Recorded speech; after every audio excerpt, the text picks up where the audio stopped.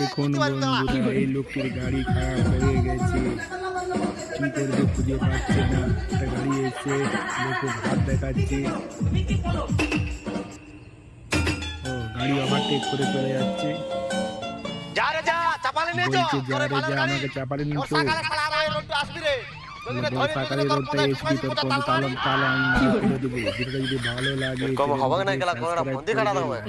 করবেন, কমেন্ট করবেন, প্রচুর প্রচুর শেয়ার করবেন। বুদ্ধি করে মেয়ে সেজেছে, দেখছেন বুদ্ধি থাকলেই গাড়ি যাবার কোনো ব্যাপার নেই।